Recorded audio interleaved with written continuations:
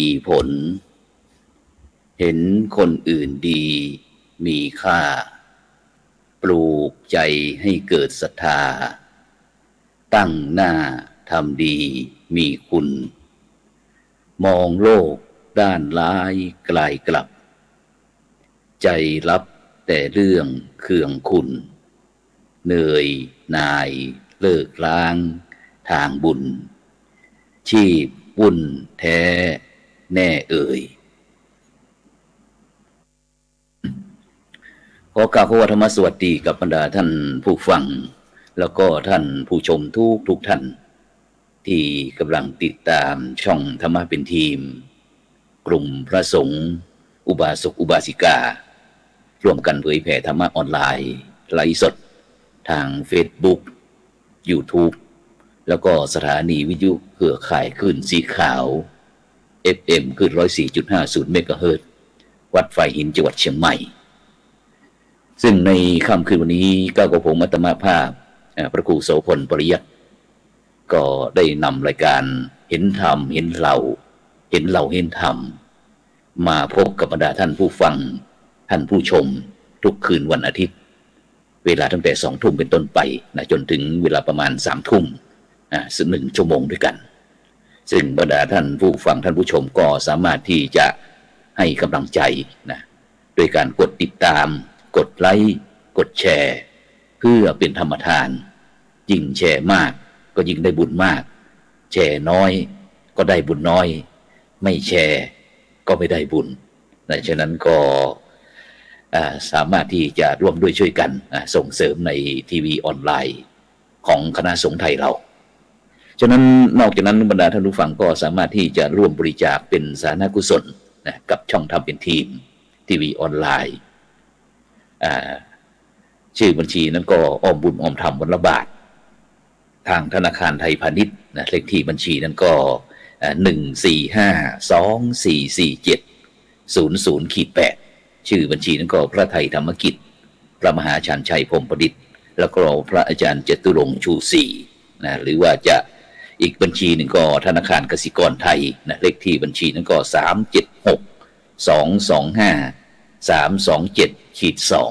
ชื่อบัญชีนั้นก็พระมหาดวงทิพย์ปริยัตถารีด็อกเตอร์นะซึ่งก็เป็นคณาจารย์จากทีมงานช่องทำเป็นทีมของเราซึ่งวันนี้นั้นปกตินั้นเราก็จะใช้ภาษา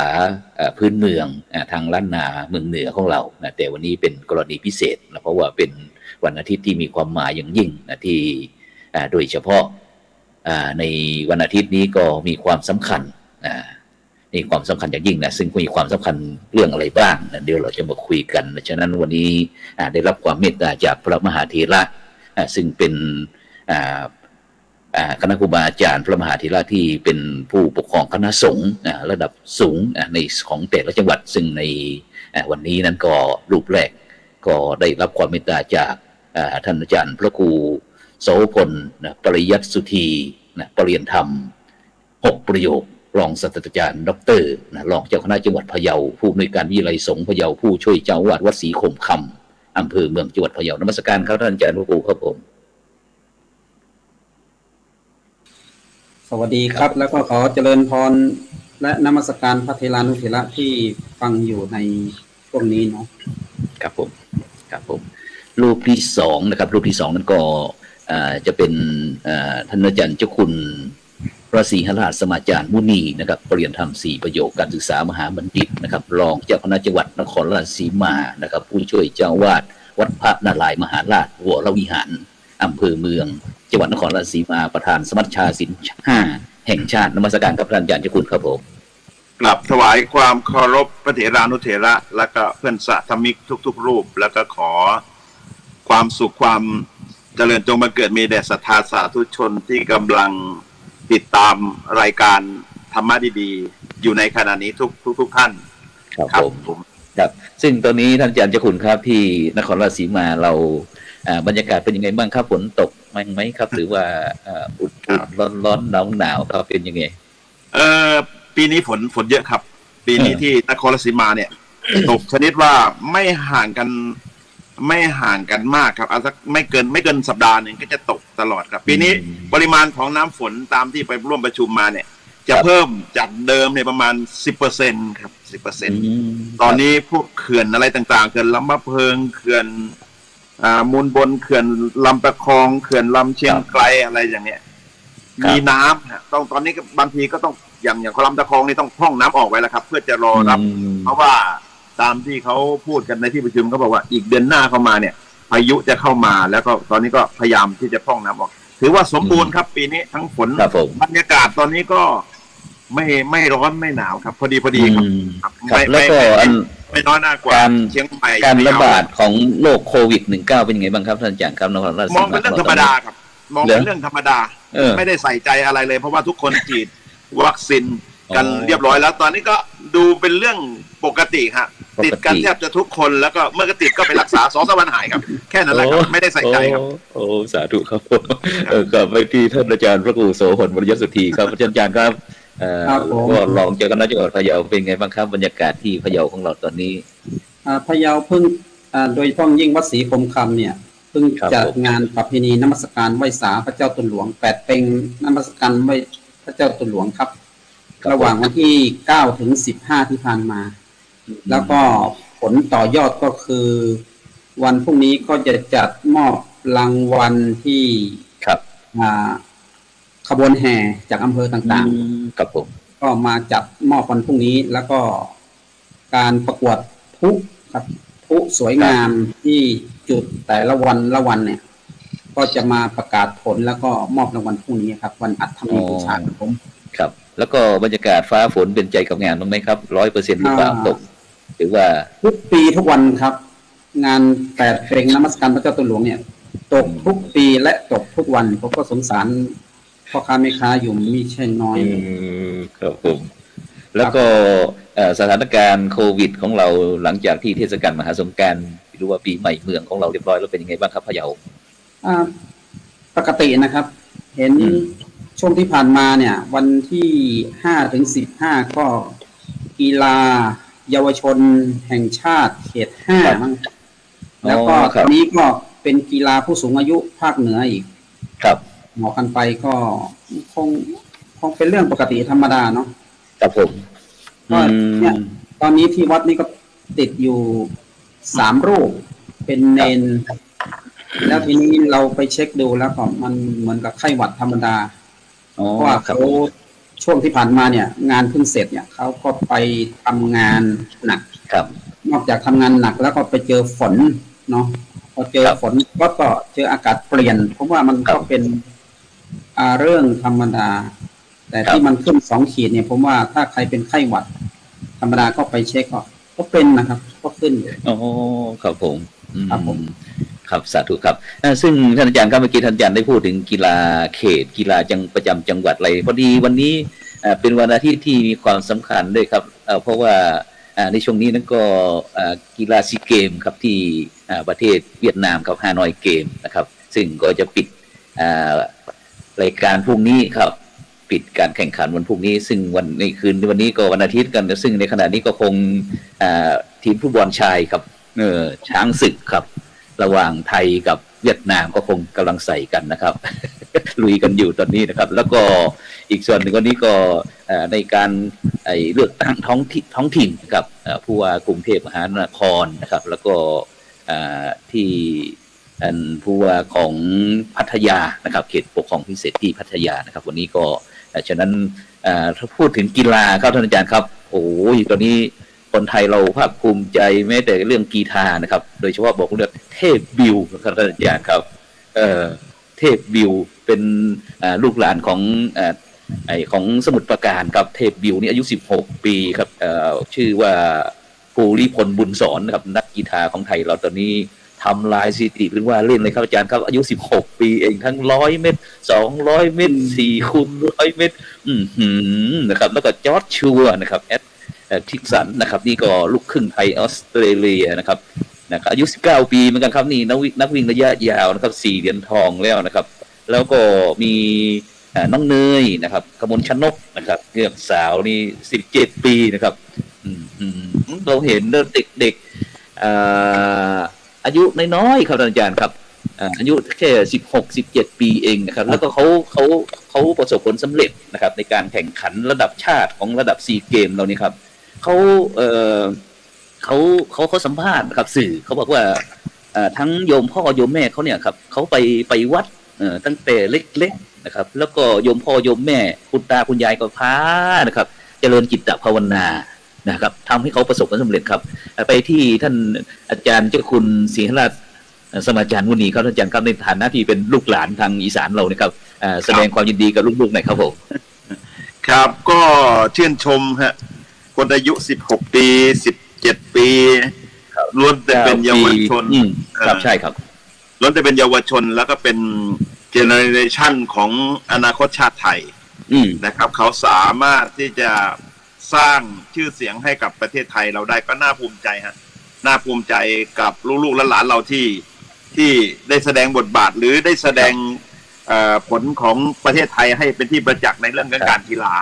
นะส่วนอื่นๆนะเขาก็แสดงกันอยู่แล้วนะครับเรื่องอะไรต่ออะไรแต่ว่านี่ก็ขอชื่นชมเป็นอย่างยิ่งนะว่าถ้าเรามีเรื่องดีๆเรื่องที่น่าปลื้มใจอย่างนี้อย่างเช่นนักวิ่งได้ทำลายสถิติล่าสุดขออนุญาตแป๊บหนึ่งครับอาจารย์ช่วยปรับหน้าจอนิดหนึ่งครับตอนนี้อาจารย์ออกครึ่งเดียวอ๋อผมออกครึ่งเดียวอ่ะผมพยายามนะครับในFC ครับ FC กระซิบมาครับผมครับผมก็ครับผมครับก็ภูมิใจนะผมไม่ได้ไปวิ่งกับเขาไม่ได้วิ่งกับเขาไม่ได้แต่ก็ชื่นชมว่าเนี่ยลักษณะอย่างนี้เนี่ยมันจะต้องช่วยกันนะพยายามสร้างภาพลักษณ์ของประเทศไทยเราเนี่ยให้มันเป็นที่รู้จักในสังคมโลกในด้านดีเหมือนกันเนี่ยในการกีฬาเอาการกีฬาเป็นตัวนำนะครับถ้าทำได้อย่างนี้นะแล้วด้านอื่นๆก็น่าจะสามารถสร้างชื่อเสียงได้นะครับสามารถก็ขอชื่นชมเลยครับแต่ว่าเรื่องการไปติดตามผมไม่ลึกซึ้งเหมือนท่านพระครูนะครับผมก็ไม่ค่อยได้เข้าไปดูเท่าไหร่ครับก็ต้องขอชื่นชมในความสำเร็จที่สร้างเกียรติภูมิให้แก่ตัวเองแล้วก็วงตระกูลและสิ่งสำคัญที่สุดคือประเทศไทยครับครับผมครับสาธุครับท่านอาจารย์พระครูโสพลบุญยสุธีครับ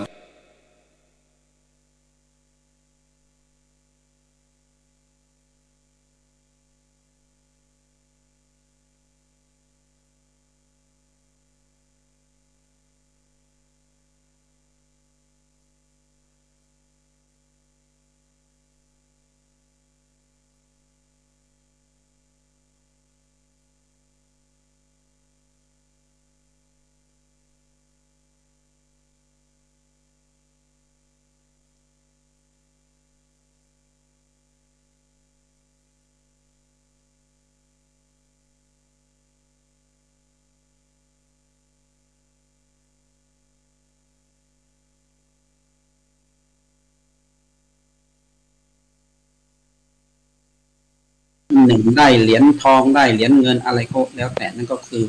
เป็นการฝึกฝนเอาไปอีกขั้นหนึ่งแล้วเป็นวิชาจรณะสัมปันโนโสเสโถเทวมนุเสซึ่งแปลว่าคนที่ถึงพร้อมด้วยวิชาและจรณะเนี่ยเป็นผู้ประเสริฐในหมู่เทวดาและมนุษย์ทั้งหลายผมมองในเชิงของการ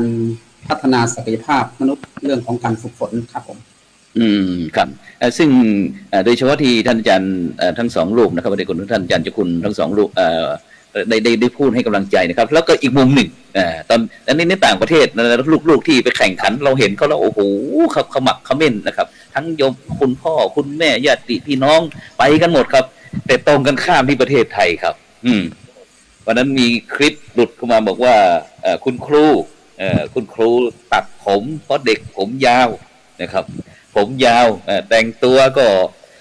ไม่เรียบร้อยเด็กๆก็บอกว่ามันยุคไหนสมัยไหนแล้วจะมาให้อย่างนั้นให้อย่างนี้มันขัดกับสิทธิเสรีภาพขั้นพื้นฐานอะไรอย่างเงี้ยนะครับเราเห็นมุมมอง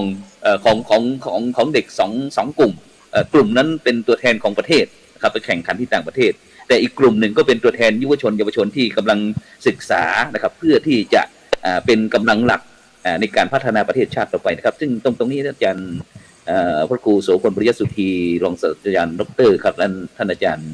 พระครูมีความเห็นเลยว่าเด็กทั้งสองกลุ่มนี้เราจะมีความคิดเห็นที่แตกต่างกันนะครับอีกกลุ่มหนึ่งก็พยายามที่จะ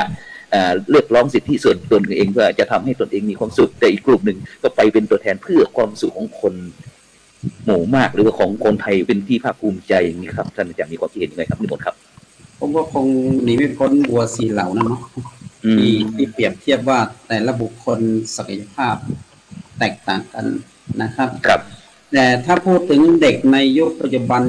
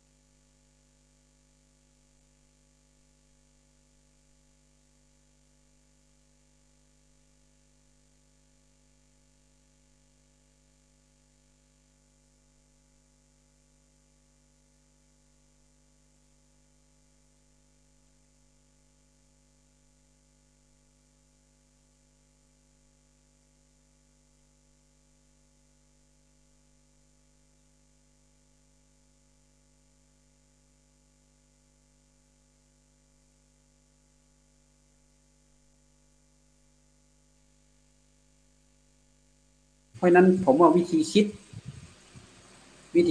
ซึ่งวิธีคิดบัวสีเหล่าอย่างที่พระพุทธศาสนาพูดเนี่ยบางกลุ่มนะเด็กบางกลุ่มเวลาเขาเก่งเขาก็เก่งสุดๆนะครับเวลาเขาไม่เอาไหนเขาไม่เอาไหนสุดๆเหมือนกันบางกลุ่มเพราะนั้นกลุ่มที่มันอยู่กลางเนี่ยผมว่าบางทีเขาอาจจะมันคนละเจนกับไม่เหมือนเราสิ่งที่เรากลางเนี่ยเหมือนเราเหมือนกับบางทีเขาอาจจะนะครับคิดไม่เหมือนเรา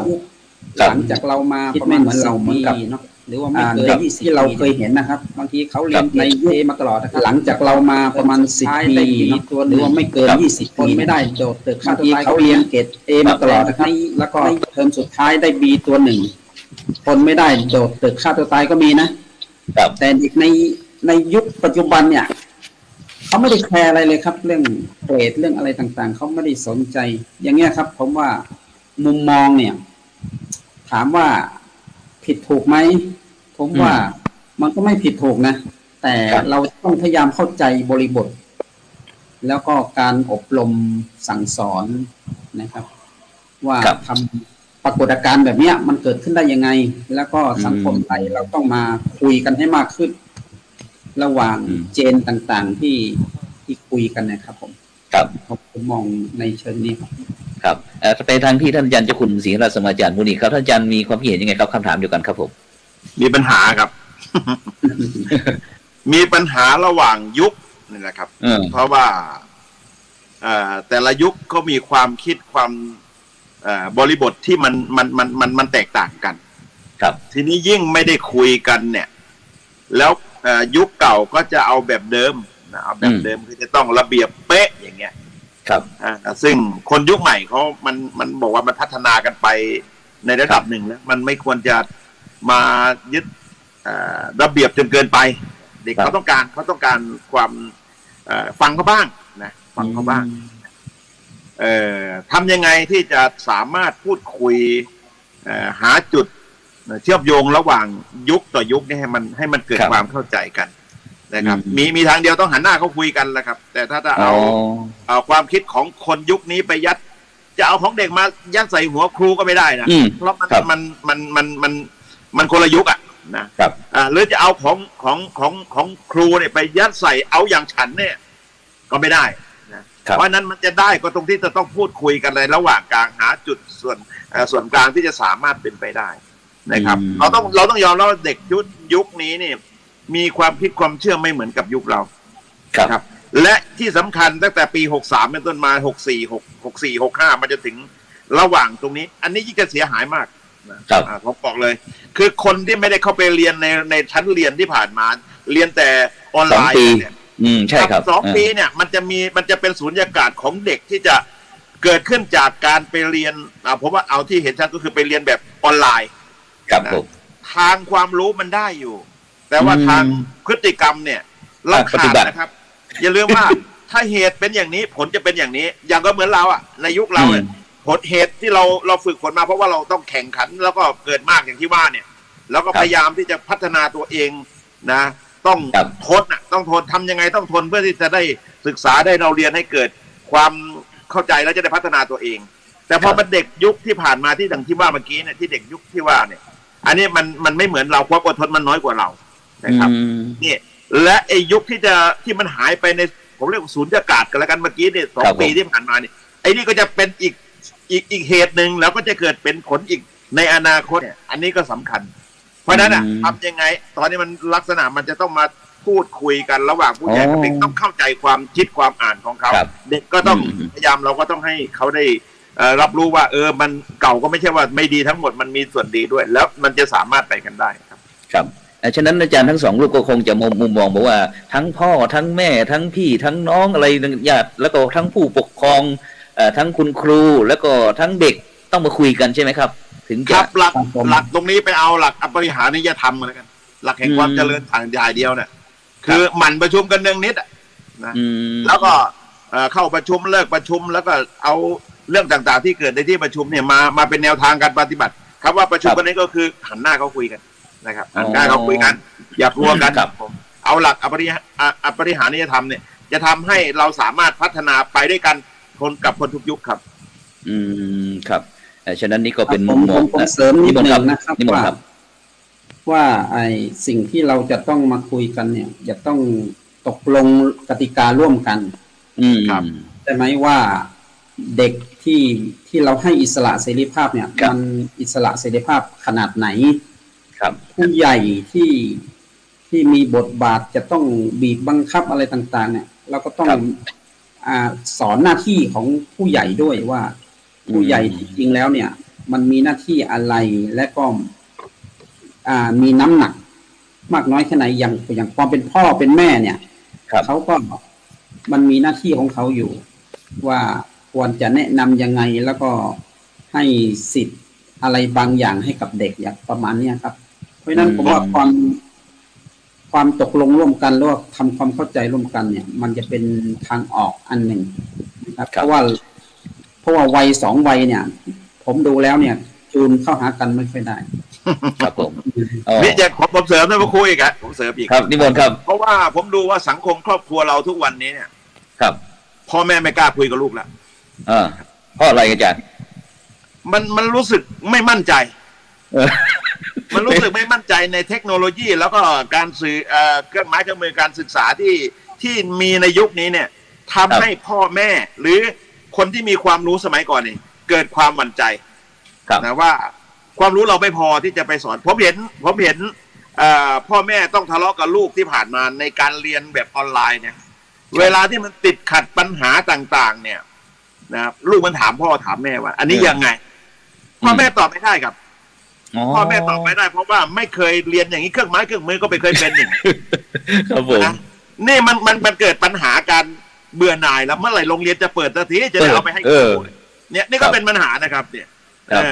ไม่ใช่ว่าแต่เฉพาะว่าเราจะบอกว่าเรียนแบบออนไลน์มันสะดวกเราไม่ต้องที่จริงเนี่ยพ่อแม่ต้องมานั่งเฝ้าเมื่อมันถามไม่ได้มันก็บอกพ่อแม่ทำไมไปเรียนมายังไงไม่เห็นรู้เรื่องอะไรเงี้ยไม่เห็นบอกสอนลูกได้เลยมัน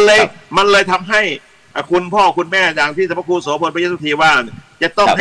ให้มีบทบาทในหัวใจของลูกเนี่ยมันเลยค่อยคลายนะมันเลยคลายเนี่ยนี่ก็เป็นเรื่องหนึ่งนะครับนี่อีกเรื่องหนึ่งครับแล้วอีกอย่างหนึ่งที่ผมเห็นเนาะแล้วก็กระทรวงทบวงกรมต่างๆเนี่ยก็บ้าวัดผลประเมินผลนี่แหละจนคนไม่ใช่คนอ่ะมันเป็นเครื่องยนต์ไปแล้วอย่างพวกที่เป็นอาจารย์มหาวิทยาลัยหรือว่าอาจารย์ที่มันเป็นอยู่ที่มัธยมประถมเนี่ยถูกประเมินนะครับพอถูกประเมินก็ส่วนหนึ่งก็ไปทำเอกสารซึ่งเอกสารต่างๆเนี่ยข้อเท็จจริงอะครับ มันมีทั้งเท็จทั้งจริงใช่ไหมข้อเท็จจริง อืม ซึ่งมันเอาไปประกอบแล้วก็เพื่อให้ส่วนกลางมาประเมินพอส่วนกลางมาประเมินเนี่ยมันก็ดึงเวลาของเด็กที่จะดึงเวลาของอาจารย์ครูบาอาจารย์ไปสอนเด็กอ่ะ ครับ เห็นไหมครับไปป่าชุมไปอบรมไปประชุมไปอบรมอย่างนั้นแหละเพราะฉะนั้นผมว่าแล้วก็ข้อสอบเนาะข้อสอบไปดูข้อสอบเด็กสมัยนี้ผมว่าแม้แต่พวกเราบางทียังตอบไม่ได้เลย อืมข้ออะไรครับอาจารย์ถึงตอบไม่ได้ ง่ามแล้วก็ลึกลับซับซ้อนผมว่า มันจะไปไวขนาดไหน มันแยกความระหว่างวัยให้เรานี่ไง ครับ ครับ มันเหมือนกับว่าเทคโนโลยีเนี่ยมัน ครับ มันจะดีเนาะแต่ว่าบาง ครั ค บ รั้งเนี่ยเราต้องดูวุฒิภาวะด้วยประมาณเนี้ยครับ ครับฉะนั้นที่อาจารย์ทั้งสองรูปพูดวันนี้ก็คือมันเป็นปัญหาของประเทศ ครับ หรือว่าเป็นปัญหาของโลกไปแล้วใช่ไหมครับอย่างประเทศไทยเลยนะครับอาจารย์ครับ เมื่อทั้งคุณพ่อคุณแม่คุณลูกคุณครูอะไรไม่ยอมพูดคุยกันไม่รู้เรื่องนี้ครับจะต้องมีคณะกรรมการกลางไหมครับอาจารย์เนี่ย มันต้องชวนพูดชวนคุยกันก่อน นะมันต้องมีครับมันต้องมีครับ ต้องมีกรรมการกลางเนาะ คณะกรรมการที่ดีที่สุดก็คือพระนี่แหละครับ คงจะต้องไปอาสา ใช่ ที่ ครับ จะเชื่อมโยงเนี่ยนะมันพระนี่เป็นกลางที่สุดละนะเป็นกลางที่สุดแล้วมองเห็นปัญหาในภาพของสังคมได้ชัดเจนอ่ะผมไม่ได้ว่าพระทุกวันนี้ไม่เก่งนะจริงๆเนี่ยเราถูกกดไม่ให้เก่งเฉยๆจริงๆพระเก่ง เพราะว่ายิ่งเจ้าหมู่เจ้าคณะที่อยู่กับพื้นที่อยู่ตลอดเวลาเนี่ยแหมการอยู่แต่ละพื้นที่ทำให้เข้าใจบริบทของสังคมได้เป็นอย่างดี แต่เพียงแต่ว่าเราถูกละเลยเราถูกละเลย เวลาเขาจะใช้เราเขาก็มาบอกไม่เคย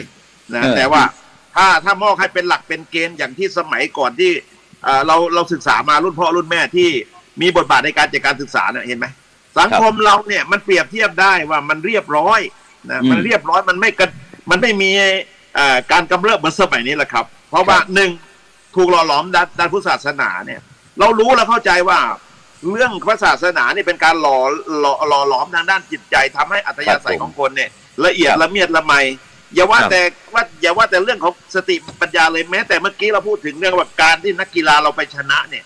บทบาทในการไปฝึกสมาธิให้เกิดจิตใจที่มั่นคงแล้วก็สามารถที่จะไปเป็นนักกีฬาที่สร้างชื่อเสียงให้ระดับโลกเนี่ยอันนี้ทางกายภาพถึงได้ขนาดนี้ทางจิตภาพเนี่ยถ้าหากมอบหมายจริงๆเนี่ยรับรองเลยครับเรื่องนี้เป็นมีผลสำเร็จแน่นอนนะครับพระเนี่ยจะเป็นตัวไปเชื่อมไปคุยให้ขอให้มันเป็นกิจลักษณะครับที่เทพบิวนี่ไม่ใช่ธรรมดาครับอาจารย์ครับล้มแชมป์ยุวชนโลกอีกต่างหากนะครับถูกครับเนี่ยเราต้องมองดูว่าไอ้เขาล้มไอ้เขาทำได้เนี่ยนี่เป็นผลใช่ไหมแต่เราต้องสาวไปหาสาเหตุว่าเขาเอาบทไหนครับพุทธศาสนามาท่านพระครูโสพลวิยสุทธิว่าทันโตเศรษโถมนุษย์เสสุยึดหลักของพระพุทธภาษิตของพระเจ้าเนี่ยคนเรามันต้องฝึกเนี่ยมันต้องมีกระบวนการไม่ใช่จะสอนใส่หูอย่างเดียวใช่ไหมครับมันจะต้องอดทนด้วยบางทีมันอย่างที่เราเคยมาแต่มันก็มีกระทบกระทั่งกันบ้างพ่อแม่ต้องทำใจแข็งๆหน่อยนะไม่ใช่ว่ากระทบนิดนึงก็ไปร้องไปเรียนจนกระทั่งเสียรูปแบบของกระบวนการฝึกอ่ะคำว่าฝึกมันไม่ใช่แต่เฉพาะให้เขียนให้ฟังอย่างเดียวนะมันต้องทดสอบศักยภาพของคนด้วยนะบางครั้งมันต้องใช้ไม้นวมไม่แข็งอ่ะนะผมยังมีความนิยมชอบอย่างนี้นะเพราะทำให้คนเป็นคนครับไม่ทำให้คนเป็นเทวดาครับนิมนต์ท่านอาจารย์พระครูโสพลครับครับผมเสริมนิดหนึ่งเมื่อกี้ผมสนใจประเด็นเรื่องของคนกลางครับผมคนกลางเนี่ยถ้าเรานึกย้อนไปตั้งแต่อดีตเนาะครับในมันเกิดคำว่าหลวงพี่หลวงน้าหลวงตาหลวงลุงในชุมชนครับเพราะฉะนั้นทุกคนเป็นเครือญาติกันใครที่เป็นน้าก็ไปบวชเราเรียกหลวงน้าใครที่เป็นลุงไปบวชก็เรียกว่าหลวงลุงครับใช่ไหมผมว่าส่วนหนึ่งเนี่ยความสนิทใจความเชื่อใจครับมันสามารถเชื่อมเป็นกาวใจระหว่างสองวัยหรือวัยต่างๆในชุมชนเนี่ยให้มีความเข้มแข็งนะครับครับสมัยโบราณเนี่ยแม้แต่แก่บ้านหรือว่าปู่แค่นเนี่ยนะครับครับหรือว่าพระหรือตู้ลุงเรียกไปประชุมเนี่ยเรียกไปเคลียร์กันเนี่ยทำไมเขาถึงเคารพกติกากันครับผมว่าความเชื่อถือเนี่ยมันมาเป็นอันดับหนึ่งเลยครับดังนั้นเราก็ต้องมองย้อนมาอีกว่า ผู้นำชุมชนปัจจุบัน ครับ ไม่ว่าจะเป็นพระไม่ว่าจะเป็นผู้นำพ่อหลวงบ้านกำนันไม่ว่าจะเป็นนายกพวกเนี้ยสามารถที่จะเป็นที่พึ่ง หรือว่าทำให้เขาสนิทใจไหมเป็นแบบอย่างต้นแบบนี้ได้ไหมใช่ไหมครับ ครับ อันนี้มันเป็นปัญหาหนึ่งนะแล้วก็สังคมชนบทที่เราเคยอยู่มาเนี่ยมันแตกไปแล้วนะครับแตกยังไงครับอาจารย์ตอนนี้อาจารย์จะเชื่อกำนันผู้ใหญ่บ้านหรือว่าเชื่อนายกสทเชื่ออบต.ครับนี่แหละคือมันเหมือนกับนั่นด้วยแล้วก็ความหลากหลายเนี่ยมันไปทุกพื้นที่อย่างที่ผมว่าครับเมื่อก่อนก็คือหลวงน้าหลวงตาหลวงลุงหลวงอาเนี่ยมันมีความเป็นเครือญาติกันอยู่ในนั้นเชื่อมโยงกันหมดครับแต่ตอนนี้มันไม่มีสภาพแบบนั้นแล้วเนี่ยผมว่าการหอยหาอดีตเนี่ยมันอาจจะไม่ใช่เวลาก็ได้แต่เราทำไงให้บุคคลเหล่านั้นเนี่ยกลับมาเป็นที่เชื่อถือเหมือนเดิมครับนะครับผมเสริมฉะนั้นนิมนต์ครับผมถามว่ากล้าทำไหมล่ะกล้าให้พระทำไหมล่ะถ้ากล้าที่จะให้สังคมดีเนี่ยลองเอาพระไปทำสิคุณทำมาไม่รู้กี่ทฤษฎีละทำจนกระทั่งหมู่บ้านทุกหมู่บ้านเนี่ยเป็นหนี้กันทุกครัวเรือนเนี่ยหมู่บ้านทุกหมู่บ้านแตกแยกกันนะทำไปทำมาไม่ว่าด้านไหนนะพังหมดน่ะกล้าที่จะให้พระทำไหมล่ะถ้ากล้าให้พระทำผมว่าสังคมดีเพราะมีตัวอย่างแล้วอย่างที่ว่าเนี่ยสมัยที่เราได้จัดการศึกษาเห็นไหมส่งผลให้สังคมร่มเย็นมาจะถึงยุคเรานี่แหละนะเพราะนั้นผมถามต่อไปว่ากล้าให้ทำไหมถ้ากล้าให้ทำก็สำเร็จถ้าไม่กล้าก็เนี่ยระบมทมทุกข์ไปตลอดอย่างนี้แหละครับครับซึ่งอาจารย์เจ้าคุณพระศรีหราชสมาจารย์มุนีได้ถามบอกกล้าให้พระทำไหมโยมก็บอกว่าล่ะพระจะไหวเลยนะครับอย่างที่ในปัจจุบันเนี่ยครับมันต้องมีผู้ช่วยมีทั้งหมอมีทั้งอะไรบ้างไม่รู้ครับเข้ามาช่วยในการจัดการพระเรานะครับไปดูแลเรื่องนั้นเรื่องนี้อะไรจีปถาต่างๆนี่ครับอาจารย์ครับครับก็หมอไหนครับเขาไม่ขอเอ่ยชื่อครับเลยครับคือเรื่องที่กำลังพูดในเรื่องของสังคมเนาะสังคมวัยระหว่างที่ไม่ค่อยจะได้พูดคุยกันมันก็เกิดปัญหาช่องว่างในระหว่างวัยในระหว่างยุคนะครับแล้วทีนี้ถ้าหากว่าเราจะแก้ไขผมก็เสนอว่าก็บุคคลที่เขามีฐานศรัทธาที่ไปฝากเอาไว้เนี่ยผมว่าท้องที่ก็ดีท้องถิ่นก็ดีนี่เดี๋ยวนี้เงินมันไปเป็นตัวบทบาทในการที่จะไปสร้างให้เขาลงคะแนนกันหมดแล้วแหละนะอันนี้จะเชื่อพระหรือจะเชื่อผมจะเชื่อจะพระหรือจะเชื่อใครหรือจะเชื่อตรงนั้นก็เลือกไปแต่ผมเห็นเป็นอย่างนั้นที่ท่านพระครูโสพลบอกว่าเดี๋ยวนี้สังคมมันถึงขนาดแตกแยกกันแล้วเนี่ยอันนี้เรื่องจริงการเลือกตั้งแต่ละครั้งที่มาเนี่ยมันฝากรอยแผลไว้กับสังคมมันเหมือนมาฟันโต๊ะแตกกันเลยสมัคร4 คนก็คือ4 พวกเสร็จแล้วเมื่อแตกแรกแล้วเนี่ยไม่มียาอะไรไปประสานสังคมก็เป็นรอยบาดแผลแห่งความแตกแยกแตกความสามัคคีกันนะก็มีแต่โครงการศีล 5นี่แหละ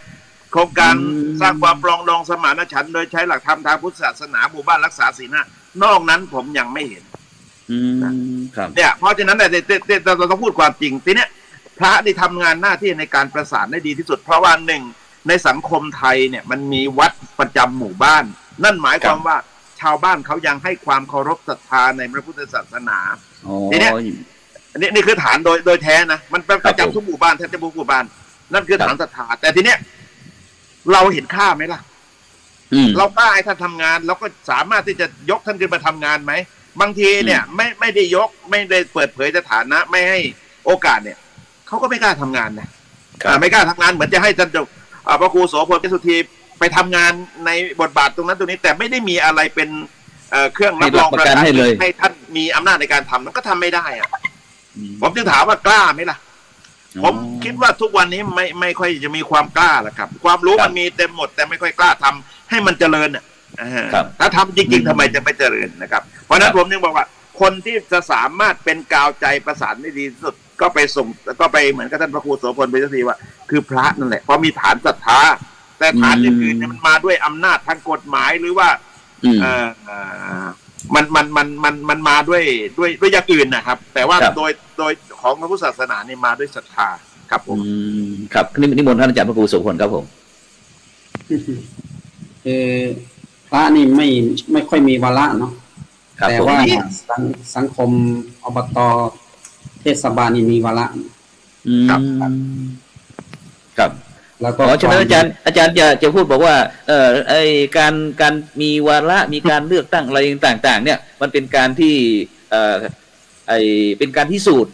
ใช่ไหมครับพิสูจน์การถ้าบุคคลใดที่ทำงานทำประโยชน์ต่อ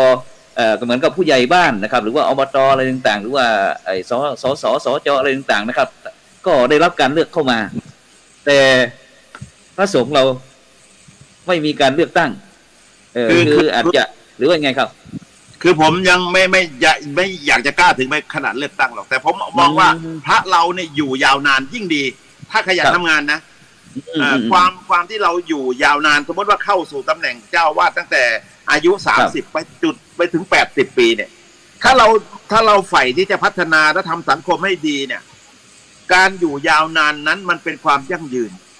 นะแล้วเราก็สามารถที่จะเอาประสบการณ์แต่ละผ่านที่ผ่านมาเนี่ยมาเป็นองค์ประกอบหรือเป็นคุณในการพัฒนาในการทำสังคมให้มันดีด้วยซ้ำไปนะครับแต่มองในมิตินี้นะครับแต่การที่จะทำให้ได้ดีจริงๆในสังคมนี้ผมอยากให้พระไปมีส่วนเฉยๆเพราะว่าเราบอกเวลาวัดบ้านโรงเรียนใช่ไหมผมบอกว่าบวรมันต้องให้พระเข้าไปรับรู้รับฟังบ้างแล้วก็ต้องฟังพระบ้างอย่างเงี้ยนะไม่ต้องถึงขนาดเลือกหรอกเอาสมมติว่ามีเทศบาลเนี่ยในการประชุมวาระประจำเดือนเนี่ยให้พระเข้าไปนั่งฟังสักองค์หนึ่งในระดับอำเภอก็อำเภอในระดับตำบลก็ตำบลระดับจังหวัดก็ระดับจังหวัดไม่ว่าเทศมนตรีไม่ว่าอบต.ไม่ว่าผู้ว่าราชการจังหวัดหรือนายอำเภอเนี่ยต้องมีส่วนแห่งพระนี่เข้าไปร่วมจะได้เสนอแนวทางแล้วเวลาปัญหามันยังคำตอบไม่ได้ก็จะได้ช่วยกันคิดช่วยกันปรึกษาหารือหาแนวทางกันที่ผ่านมาเนี่ยมันไม่เป็นอย่างนั้นมันเป็นกระปิดกระเปิดนะเป็นอย่างนี้ใช่ไหมครับมันเป็นอย่างนี้เลยใช่ไหมครับทุกวันนี้ใช่ไหมถ้าเราต้องการพัฒนาสังคมทั้งหมดสังคมมันทั้งพระด้วยนะอยู่ในนั้นอ่ะครับใช่มันต้องให้พระรับรู้ด้วยพระก็ต้องรู้เรื่องโยมก็ต้องรู้เรื่องพระเวลาจะพัฒนาไปมันจะได้ไปด้วยกันได้ไม่ต้องกลับมาพัฒนาอีกเนี่ยอย่างสุดท้ายที่ผมส่งพระไปประชุมประจำเดือนทำให้เรารู้เรื่องเกี่ยวกับงบประมาณที่เขาใช้แต่ละหน่วยงานในงานว่าเนี่ยใกล้ฤดูฝนมาเนี่ยชนประทานใช้อะไรเขื่อนแต่ละเขื่อนมีน้ำเท่าไหร่แล้วเดือนไหนมันจะท่วมเดือนไหนมันจะแห้งมันได้สภาพการรับรู้ที่ทางโลกที่เขากำลังทำอยู่เพราะเขามีเจ้าหน้าที่ที่รับผิดชอบแต่ละหน่วยนี่เขาจะมาแสดงเขาต้องการรู้เรื่องไหนเขาก็สามารถเรียกรู้ได้แต่ถ้าหากว่าพระเราไม่มีส่วนเข้าไปเด็กก็คือตกเทรนไม่สามารถที่จะรู้เรื่องเขาการพัฒนาไปถึงไหนเวลาเรามีอะไรที่จะให้เขาช่วยเราก็ไม่ได้เขาก็ไม่รู้เรื่องนะเพราะฉะนั้นมันก็เลยเป็นปัญหานี่อันนี้ก็เป็นปัญหาอีกอย่างหนึ่งครับอ๋อครับฉะนั้นปัญหาที่อาจารย์พูดนี่ก็หมายถึงเรื่องความทุกข์เรื่องข้าวยากหมากแพงน้ำมันแพงปัญหาของสังคมปัญหาความยากจนปัญหาความเหลื่อมล้ำอะไรต่างๆที่มันกระทบกระเทือนคนส่วนมากในสังคมนะครับเนาะซึ่งโดยเฉพาะอย่างแม้แต่พระสงฆ์องค์เจ้าเราก็ได้รับผลกระทบนะอาจารย์นะมันปฏิเสธไม่ได้หรอกครับไอ้เรื่องของปัญหาที่เนี่ยแม้จะสร้างกำแพงสัก3 ชั้นปัญหามันก็ไม่ได้หวั่นมันเข้ามาถึงพระเห็นไหมที่ทุกวันนี้ที่มีคนละเมิดเข้ามาในวัดเนี่ยเพราะอะไรเพราะว่าการที่เราขาดการรับรู้และก็รับผิดชอบในเรื่องในหน้าที่ของเราเนี่ยแหละทำให้ปัญหาที่มันเกิดขึ้นจึงบอกว่าปัญหาต่างๆมันไม่สามารถหยุดแค่กำแพงหรอกมันเข้ามาได้หมดครับครับท่านอาจารย์พระครูโสพลครับมีอะไรที่เสริมครับผมก็ประเด็นนี้ก็ผมมองว่ามันเราสวนทางกันเนาะระหว่างพระกับโยมครับพระเราก็อาจจะมองเรื่องของการเปลี่ยนแปลงมันเป็นสิ่งที่ดีนะไม่ใช่ไม่ดีนะครับมันทำให้เราละอัตตาแต่โยมเนี่ยเวลาเปลี่ยนแปลงหมายถึงว่าอยู่ครบเทอม4 ปีเนี่ยมันไม่ละนี่มันไม่ลงตามตำแหน่งมันยังยึดมันเป็นตำแหน่งของเราพวกยึดตัวกูของกูนะครับก็เลย หมายถึงว่ากีฬาเลิกแต่คนไม่เลิกอ่ะ ครับ ใช่ไหมญาติพี่น้องมันก็แตกกระจุยกระจาย โอ้วันนั้นไทยอินโดใบแดงปิวว่อนนะครับวันนั้นอ่ะ4 ใบด้วยกันครับ ผมคิดว่านะมันแต่ละฝ่ายเนี่ย ถ้ามีความจริงใจเนาะในการแก้ปัญหาเพราะว่ามันน่าจะจบ แต่เท่าที่เห็นเนี่ย มันไม่มีความจริงใจอ่ะ ครับ เขาไม่มีความจริงใจในการแก้ปัญหาเนี่ย มันพร้อมที่จะละเมิด พร้อมที่จะโกหกหลอกลวง ซึ่งมันก็กลายเป็นการสร้างปัญหาไปเรื่อยๆครับ ครับ ครับ อันนี้เป็นเรื่องที่น่าคิดนะ อืม สังคมเพราะว่าสังคมแห่งสัจจะเนี่ย มันน่าจะ ครับ มีมากกว่านี้ มัน ครับผม ขาดความกล้าในการที่จะทำจริงอ่ะ ครับอืม มันเลยผลที่มันปรากฏจากการที่เราพัฒนามาการ ครับ ทำงานมามันก็เลยได้แค่เนี้ยนะเราต้องยอมรับว่าเหตุมันมีแค่นี้ก็เลยได้ผลแค่นี้ ครับ เราก็มอง ฉะ ตาม นั้น ที่มันปรากฏ ฉะนั้นคนไทยทุกคนหรือแม้กระทั่งพุทธบริษัท4ของเราต้องยอมรับก่อนใช่ไหมครับว่าตอนนี้สังคมเรามีปัญหา ถ้าเราไม่รับมันก็ไม่สามารถที่จะแก้ไขได้ใช่ไหมครับอาจารย์ครับอย่างที่พระเดชพระคุณหลวงพ่อเจ้าพระคุณสมเด็จพระพุทธโฆษาจารย์ครับปอ.ประยุทธ์โตบอกว่าเวลาเนี้ยภารกิจของคนไทยไม่ใช่แค่กู้แค่แผ่นดิน แต่ต้องกู้ทำด้วย ไม่รู้ว่าธรรมะหายไปไหน เกิดความเสียหายมากมายแล้วที่โผล่ออกมาก็ไปเป็นลัทธิอะไรไม่รู้เนี่ยครับ พระเดชพระคุณเจ้าพระคุณถือว่าเป็นปราชญ์ของคณะสงฆ์ไทยเราท่านพระเดชพระคุณทั้ง2 รูปครับมีความคิดเห็นอย่างไรครับท่านอาจารย์พระครูโสพลครับผม ผมคิดว่าพระเราก็เป๋ไปเหมือนกันนะ เป็น เพ ยัง ราะ ไง ว่า ครับ ที่ทุกวันเนี่ยเราไปมุ่ง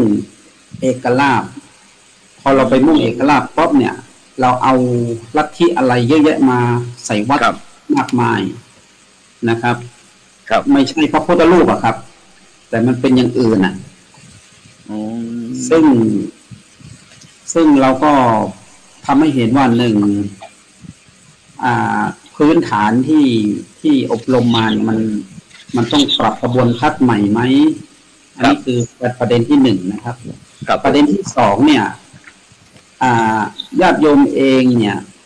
บางทีกฎหมายของเรามันไม่ศักดิ์สิทธิ์เนาะมันไม่สามารถลงดาบชั่วเดียวแล้วก็เป็นจริงอย่างที่กล่าวอ้างนะครับ ครับผม เราจึงปรากฏการณ์ที่ลูกร่วมกับมือกับแฟน ซึ่งอายุประมาณ14-16เนี่ย ที่ฆ่าแม่ใช่ไหม เพื่อ ใช่ครับใช่ครับ ที่เราเห็นในข่าวนั่นนะมันสะท้อนเห็นว่าธรรมะเราอยู่ในเมืองพุทธเนาะมัน ครับผม ขาดหายตรงนี้ไปได้อย่างไร ซึ่งสะท้อนว่าหนึ่งเครื่องไม้เครื่องมือของสังคมอะครับ ไม่ว่าจะเป็นพระไม่ว่าจะเป็นหน่วยงานของรัฐ ไม่ว่าจะเป็นองค์กร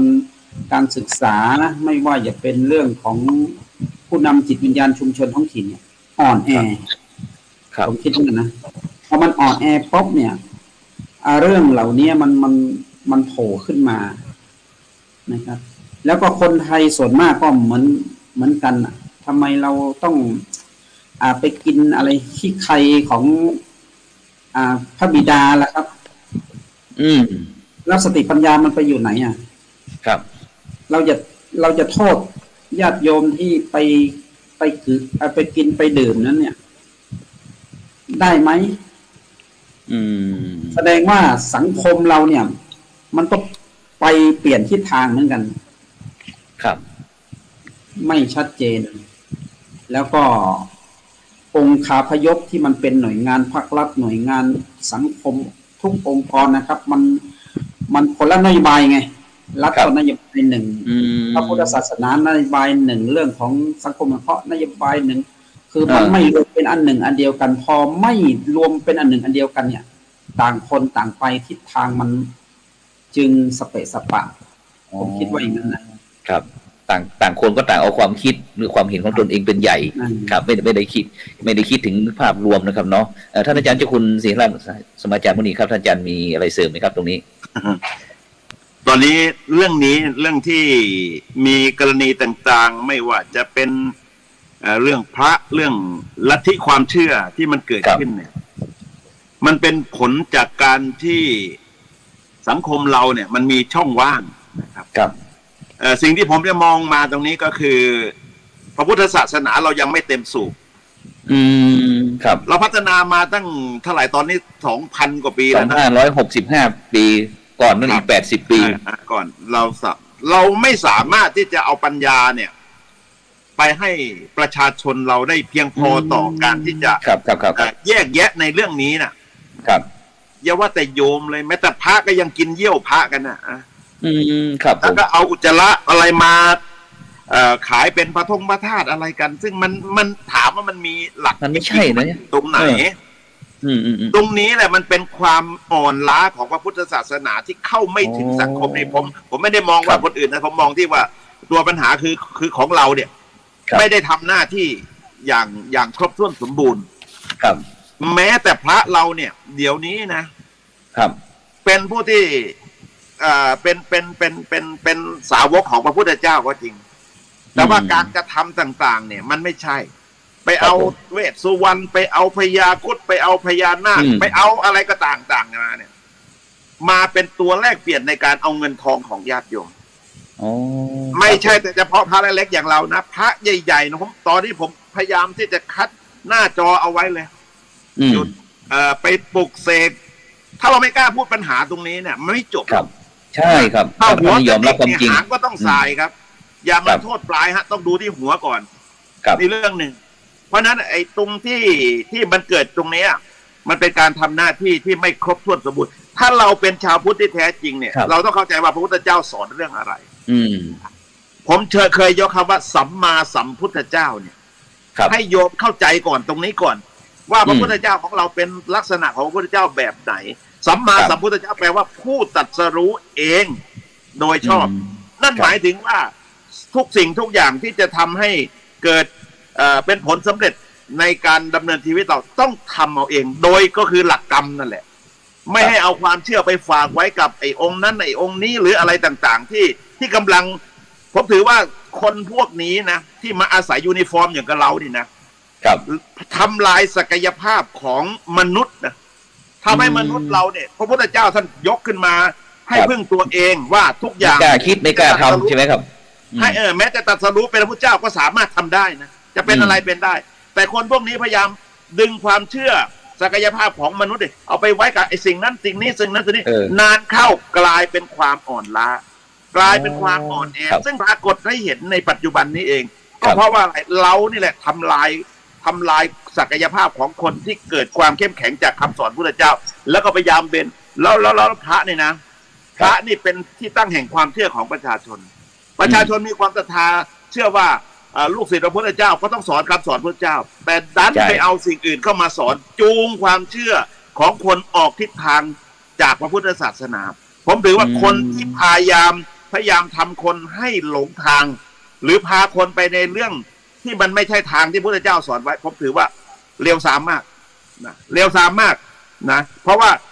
มันเป็นคนที่จูงคนออกนอกเส้นทางไปนรกอะไรก็อย่างนี้ก็ถือว่าเขามีส่วนในการที่ทำให้เกิดความเสียหายในปัจจุบันนี้นะครับเสริมตรงนี้ครับไม่ได้ยินเสียงครับผมได้ยินนิมนต์ครับท่านอาจารย์พระครูโสพลครับผมผมกำลังมองนี้นะว่าวัฒนธรรมของสังคมไทยเนี่ยครับคืออะไรมันมีคนเปรียบเทียบนะว่าไทยเนี่ยเวลาเราสอนหรือว่าเรามองสังคมที่คือสังต้องบอกเลยนะสังพร้อมใช่ไหมพร้อมกับดีชาติแปลว่าไปเพราะฉะนั้นสังคมก็คือกระแสที่มันไปพร้อมกันไปทิศทางไหนนั่นคือประเด็นหนึ่งครับผมกำลังจะพูดว่าไทยเนี่ยเราชูประเด็นเรื่องทานใช่ไหมครับทำไมจะต้องพระเวสสันดรจะต้องให้ทานอย่างนี้สอนแต่ว่าผมจำไม่ได้ว่าหลวงพ่อประยุทธ์พูดหรือเปล่าที่บอกว่าทำไมไม่ดูพม่าเนี่ยพม่าเขาสอนเรื่องมโหสถเรื่องของการใช้สติปัญญาในการให้สังคมประชาชนเนี่ย มีความเจริญก้าวหน้าครับ ครับ ในเรื่องของการใช้ปัญญา แต่ว่าญี่ปุ่น ครับ ญี่ปุ่นเนี่ยเขาใช้เรื่องของวิริยะ ก็ ครับ คือเรื่องของมหาชนกในการใช้ความเพียร ครับ ในการปฏิบัติหน้าที่หรือว่าการอยู่ดำรงชีวิตอยู่เนี่ยซึ่งบุคลิก3ประเทศเนี่ย ครับ ต่างกันแล้วนะครับ ไทย ครับ เรื่องของทานนะ เพราะฉะนั้นทุกอย่างที่มันเกิดปัญหาก็ดีเรื่องของมันเป็นประเด็นสังคมก็ดีเนี่ย มาจากเรื่องกระแสที่มันเกิดขึ้นหรือไม่นะครับอย่างญี่ปุ่นใช่ไหมหลวงพ่อประยุทธ์โตเนี่ยเคยพูดว่าประเทศที่เขาเจริญแล้วเขาเรียกว่าประเทศอุตสาหกรรม ครับผม มันก็มาจากอะไรอุตสาหะแปลว่าความเพียรพยายามกรรมก็คือการกระทำการกระทำที่มันมีความเพียรพยายามเกิดขึ้นนะครับ ประดิษฐ์ประดอยอะไรต่างๆนะประเทศอุตสาหกรรมดังนั้นสังคมไทยเนี่ยมันไม่ไปสู่เป็นสังคมอุตสาหกรรมได้ เพราะว่าเราต้องการมันสำเร็จรูปไงครับ ครับ เนี่ยถ้าเราไปจุดทูปอ้อนวอนมันได้ตามประสงค์มันสบายครับเราไม่ต้องไปออกกำลังกายอะไรไม่ต้องไปเสียเวลาในการฝึกฝนตนเองเหมือนกับเด็กที่มันแข่งกีฬานั่นแหละครับผมคืออยู่คนไทยบางส่วนนะไม่ใช่ทั้งหมดนะบางส่วนก็คงปรารถนาจะบนบานศาลกล่าวก่อนแล้วก็ไปแข่งครับแต่อีกกลุ่มหนึ่งที่เขาบอกว่าเอาเวลาตรงนั้นมาฝึกฝนครับแล้วก็พอเราเก่งแล้วก็ไปเป็นยอดคนดีกว่าไหมครับผมมองประเด็นเรื่องของการฝึกฝนแล้วก็การสอนในสังคมไทยมาเปลี่ยนครับฉะนั้นก็ตอนนี้เราทั้งหมดมีความเห็นตรงกันว่าสังคมไทยเรามีปัญหานะครับฉะนั้นก็ความหวังก็อยู่ที่ผู้นำด้านจิตวิญญาณนะครับที่ทั้งท่านอาจารย์เจ้าคุณพระศรีคณะสมาจารย์มุนีทั้งท่านอาจารย์พระครูโสพลบริยสุทธีรองศาสตราจารย์ดร.ทั้งสองรูปครับที่ได้สะท้อนให้พวกเราเพื่อที่จะมาจุดประกายความคิดให้พวกเราได้ใช้ได้ทำหน้าที่ของชาวพุทธเราพุทธศาสนาเราไม่ใช่เป็นศาสนาที่อ้อนวอนนะแต่เราใช้ปัญญาในการที่จะแก้ปัญหาโลกัสมิงปัจโชโตเนาะปัญญาโลกัสมิงปัจโชโตนะครับซึ่งตรงเนี้ยครับเป็นสิ่งที่พวกเราจะต้องนำไปประพฤติปฏิบัติโดยเฉพาะเรื่องหลักธรรมคำสอนต่างๆในพุทธศาสนาแต่ของเราแต่ถ้านอกศาสนาเราก็ไม่ต้องเอามาอย่างที่ท่านอาจารย์เจ้าคุณก็บอกว่ามีรูปนั้นรูปนี้อะไรต่างๆฉะนั้นในช่วงเหลือเวลาอีกนิดหนึ่ง3 นาทีนะครับซึ่งคณะสงฆ์นะครับคณะสงฆ์หนเหนือนะครับก็จะมีพิธีนะครับเจริญพระพุทธมนต์นวคหายุสมธรรมนะครับถวายพระพรชัยมงคลสมเด็จพระนางเจ้าสุธิดานะครับพัชรสุธาพิมลรัตน์นะครับพระบรมราชินีนะครับเนื่องในโอกาสวันเฉลิมพระชนมพรรษาวันที่3 มิถุนายนนะครับวันพุธที่1นะครับมิถุนายนพุทธศักราช2565นะครับที่วัดพระพุทธชินราชนะครับวัดพระศรีมหาธาตุวรมหาวิหารนะครับอำเภอเมืองจังหวัดพิษณุโลกนะครับในวันที่1นะครับแล้วก็ส่วนคณะสงฆ์แต่ละหนนั้นก็หนทั้งหนใต้นะครับหนใต้นี่ก็จะเป็นวันที่2นะครับมิถุนายนก็วัดกระพังสุรินทร์อำเภอเมืองจังหวัดตรังนะครับเจ้าคณะหนกลางนะครับหนกลางนี่ก็ที่วัดกัลยาณมิตรนะครับเขตธนบุรีกรุงเทพมหานครกับหนตะวันออกนะครับจัดวันที่3นะครับวัดไตรมิตรวิทยารามสัมพันธวงศ์กรุงเทพมหานครแล้วก็เจ้าคณะหนธรรมยุทธ์นะครับก็จะจัดวันที่2นะครับที่วัดเทพศิรินทราวาสนะครับเขตป้อมปราบศัตรูพ่ายกรุงเทพมหานครนะครับฉะนั้นนี่ก็เป็นข่าวที่เราได้นำมาสอดแทรกนะครับซึ่งช่วงสุดท้ายนิดหนึ่งครับท่านอาจารย์ครับอยากจะให้ประชาสัมพันธ์ที่แหล่งท่องเที่ยวได้ช่วยกันกระตุ้นเศรษฐกิจนะครับที่วัดวาอารามที่วัดพระนารายณ์มหาราชวรวิหารนครราชสีมามีอะไรที่จะเชิญชวนคณะสัตยาญาติโยมไปเที่ยวบ้างครับผมไปกราบสักการะอะไรต่างๆครับ เรื่องของประวัติศาสตร์นะถ้าวัดพระนารายณ์ก็เรื่องประวัติศาสตร์ที่คู่มาในยุคสมัยตอนอยุธยาตอนปลายนะเพราะสมเด็จพระนารายณ์เป็นกษัตริย์ที่มาสร้างเมืองโคราชแล้วก็มาสร้างวัดพระนารายณ์แม้แต่พระนามแม้แต่ชื่อวัดเนี่ยก็